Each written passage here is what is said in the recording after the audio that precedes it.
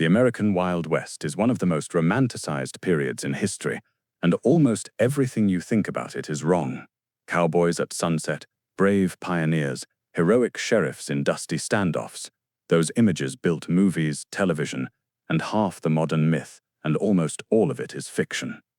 The real West was harsher, dirtier, poorer, and far more lethal than anything Hollywood ever dared to show you. The real Wild West lasted roughly 25 years, from 1865 to 1890, and it was a machine built from hardship, disease, exploitation, poisoned water, poisoned whiskey, poisonous medicine, and weather violent enough to erase entire industries in one season. The number one killer on the overland trails was not outlaws, not snakes, not some cinematic final stand. It was cholera-induced diarrhea, a disease brutal enough to kill a healthy person between breakfast and noon, and it did by the tens of thousands. Picture yourself as a cowboy in the 1870s, signing on for a cattle drive from Texas to a Kansas railhead. That means 2 to 3 months in the saddle, 14 to 18 hours a day, 7 days a week, heat, rain, dust, mud, and constant physical labor, and the romance ends almost immediately once the work begins. The cattle industry did think about your diet, and its answer was simple, repetitive, and deeply depressing. Beans, mostly beans, maybe salt pork if you were lucky, and even the salt pork had to be soaked first because skipping that step could make you violently sick. Hardtack completed the menu, a flour biscuit baked so dry it was closer to tile than food, and Civil War soldiers softened it in coffee, and cowboys on the trail did exactly the same thing. Which brings us to the one sacred frontier truth. Coffee mattered more than almost anything else, and Arbuckle's coffee in particular was essential cargo on the trail, prized almost like medicine. And here is the part most people never expect. Cowboys almost never ate beef on cattle drives because those cattle were money on the hoof, and eating the inventory upset the people writing the paychecks. When a calf was slaughtered, the cook made son-of-a-gun stew from heart, liver, marrow, gut, and sweetbreads. And sweetbreads in this case is the polite historical term for testicles, and those same testicles were sometimes fried separately and served on their own, and the tradition survives today as Rocky Mountain oysters, usually introduced to tourists a little too late. Homesteaders on the Great Plains ate differently than cowboys, but not in any way that made life much better. Their world ran on potatoes, beans, rice, cornbread, soda biscuits, and huge amounts of lard or gravy, and that fat was not indulgence. It was fuel for people burning enormous calories just to keep a homestead alive. Fresh fruit and vegetables were so scarce they felt almost mythical on much of the frontier, and citrus was nearly non-existent, which meant scurvy became one of the most common dietary diseases on the Oregon Trail, and people used sheep sorrel in place of lemon juice, and when coffee ran out they improvised with acorns or roots because frontier life ran on hot caffeinated liquid, and people adapted however they had to. An 1889 ranch record shows just how bleak the economics really were. Feeding a cowboy cost 14.5 cents per day, that is almost nothing in modern terms, and it tells you what the industry thought a worker's body was worth. None of the food was safe by modern standards either. No refrigeration meant constant spoilage and contamination. Rain dropped mud from sod house ceilings into food, kitchens and bedding carried lice, journals mention spoiled milk poisoning families, and the calorie math made everything worse because a trail ration might provide 1,700 calories a day, while hard labor required 3,000 to 4,500, and they were underfed for months at a time, and this was considered normal. At least the water was safe, right? No, the water was trying to kill you too. The Oregon Trail followed the Platte River, which also became one of the great cholera corridors in North America, and human waste, animal waste, garbage, and runoff from thousands of camps fouled the same water everyone drank, and because nobody understood bacterial transmission yet, people kept drinking death for decades. Cholera's cause, spread, and treatment were all mysteries to trail migrants, and what they did know was that you could feel fine at breakfast and be dead by dark. The disease began with violent diarrhea and vomiting, draining liters of fluid out of a body in hours, then skin turned gray-blue, eyes hollowed, faces collapsed, and severe cases ended in death almost immediately, and there was nothing anyone could really do to stop it. From 1846 to 1860, cholera swept the overland trails again and again, and of roughly 350,000 migrants, disease killed somewhere between 20 and 30,000, and across the full age of overland migration, historians place the death toll as high as 65,000, which works out to roughly a grave every 50 yards from Missouri to Oregon City. One traveler, Cecilia McMillan Adams, recorded graves the way modern travelers count road signs: 7 graves, then 21, then 13 more, day after day after day. And cholera was only one part of the water problem, because in parts of Wyoming, alkaline water was so toxic it caused vomiting, convulsions, and death in people and animals. And travelers described dead oxen marking the road and the smell hanging over the land. And one man warned his relatives never to drink from those cursed holes of death, and the recommended treatment was vinegar, flour paste, or lard, which worked about as badly as that sounds. And climate made all of it worse, because the Great Plains swung between wet years and dry years, but railroad promoters sold the wet years as permanent truth. They advertised land as fertile and welcoming, even when the environment could not actually support that promise. And one Northern Pacific description compared Montana to Paris and Venice, which was an outrageous and deliberate lie. And when drought returned in the late 1880s, crops failed, soil turned to powder, and settlers fled the land because they had built lives on rainfall that did not exist. January 12, 1888 began warm across the northern plains, warm enough that people trusted the day. Children went to school without coats, farmers worked outside in light clothing, and it felt safe for once. Then around noon, a wall of Arctic air hit without warning. Temperatures plunged from the 40s to below zero in minutes. 50-mile-an-hour winds drove a whiteout blizzard across a sky that had looked harmless that morning, and the schoolhouse blizzard killed at least 235 people, and possibly many more. Children were trapped in schoolhouses, adults died within sight of their own doors, and one teacher led 13 children through a half-mile whiteout by tying them together so none would wander off and vanish. And the storm lasted one afternoon, and that was enough to kill hundreds of people who had simply dressed for a normal day. But the winter before that storm destroyed something even bigger than individual lives, because it ended the open-range cattle industry itself. And after a brutal summer, temperatures fell to 40 and even 63 below zero during the winter of 1886 to 1887. Blizzards ran across the plains from November into February, and the entire business model that made the cowboy possible collapsed in that single season. Major cattle companies vanished. Herd losses reached 70%, 75%, even more. Theodore Roosevelt lost heavily and abandoned ranching for good, and one observer described a man freezing to death with a land promotion flyer in his pocket calling Kansas the Italy of America. And that was only one kind of weather disaster, because in 1874 Rocky Mountain locusts descended in numbers so large they covered an area the size of California. They ate crops, clothing, wood, leather, and anything remotely vulnerable, and prairie fires could race faster than a horse, burning hundreds of miles in hours. And the frontier climate was not an obstacle to conquer, it was a force that held all the cards. The financial story of the Wild West is one of its least romanticized disasters, so let's run the numbers. Cowboys in the 1870s and 1880s earned roughly $25 to $40 a month with room and board included. That sounds workable until you convert it and compare it to the hours. In modern terms, it works out to about $2 to $4 an hour for 14 to 18-hour days. That is below modern minimum wage, and that pay bought you dangerous work, hostile terrain, bad food, and water that might kill you. Miners could earn a little more, but they earned it underground among rock dust, explosive gases, and collapsing shafts. And whether mining paid better depends mostly on how you price not dying in an explosion. The California gold rush is where Wild West economics become pure mythology, because yes, some miners earned good money in the earliest days, but costs exploded around them just as fast. An egg in San Francisco could cost $1, a slice of bread another $1, coffee, boots, lodging, laundry, everything around the miner became absurdly expensive, and in some cases shipping dirty clothes to Hawaii for washing was cheaper than doing it locally. And historians summarize the gold rush economy very simply. Everybody except the miners got rich. Merchants, landlords, saloon keepers, and suppliers cleaned up, and most miners survived, if that, often barely. And then there was the company script system, one of the most efficient traps ever built for workers, because instead of cash, companies paid in tokens or paper redeemable only at the company store. Those stores charged inflated prices for everything. Script itself could be discounted before workers even received it. Spending it elsewhere could get them fired. Companies also deducted rent and medical fees before handing anything over. Some stores made more profit from selling to workers than the mines made from coal or ore, and owing your soul to the company store was not poetry, it was payroll. The Homestead Act of 1862 offered 160 acres for a tiny fee, which sounded like a dream.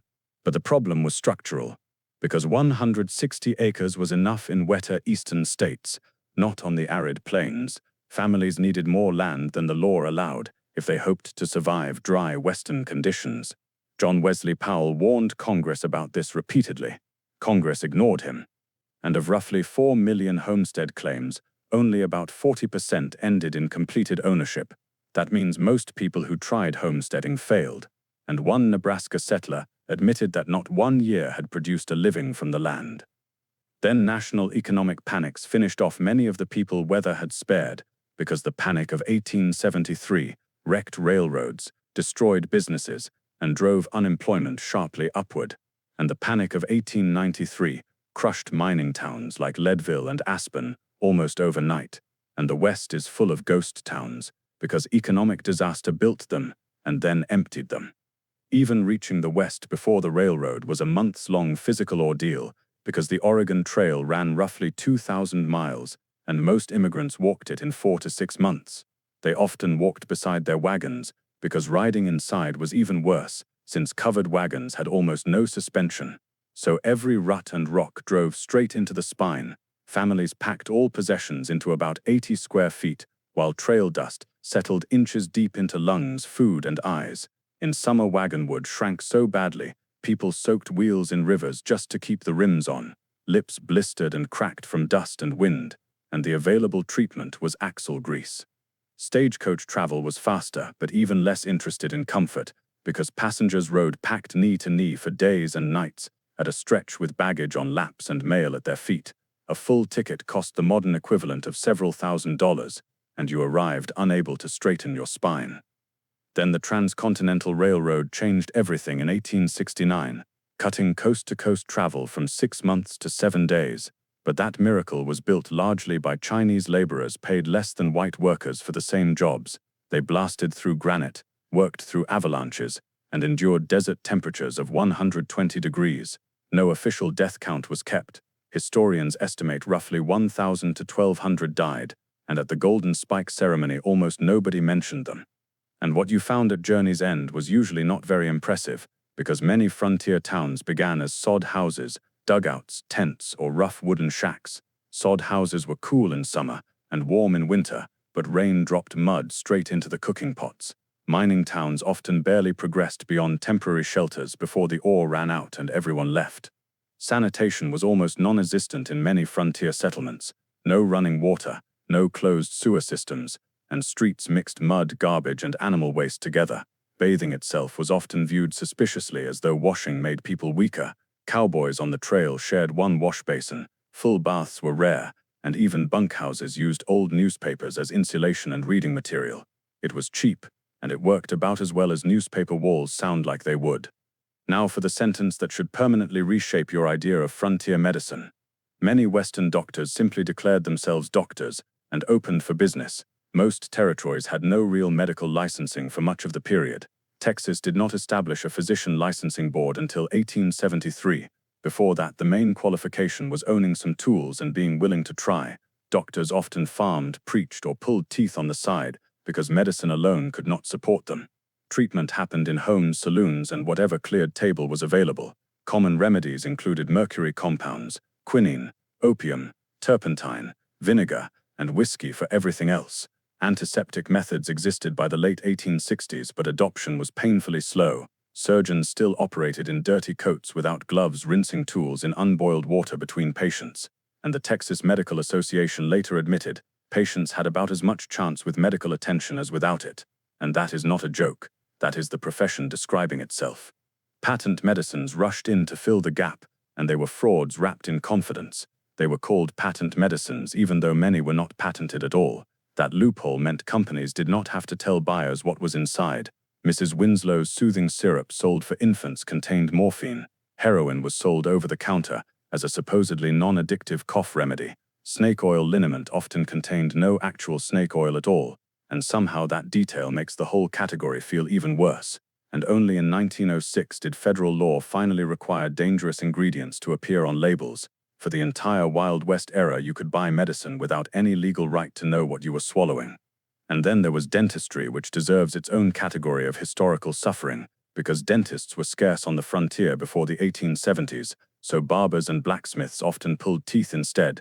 They used pliers, forceps, or a device called a turnkey that could dislocate the jaw while extracting the tooth. The only anesthetic was a great deal of whiskey.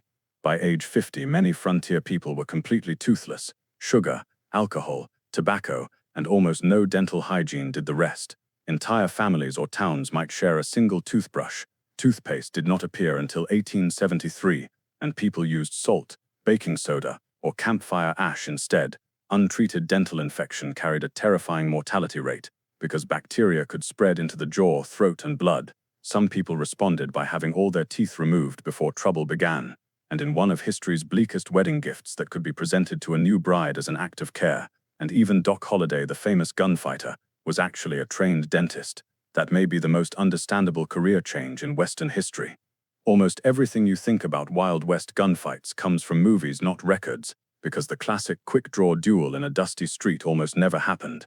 The Hickok Tut shootout in 1865 is famous precisely because it was so rare people bothered to record it.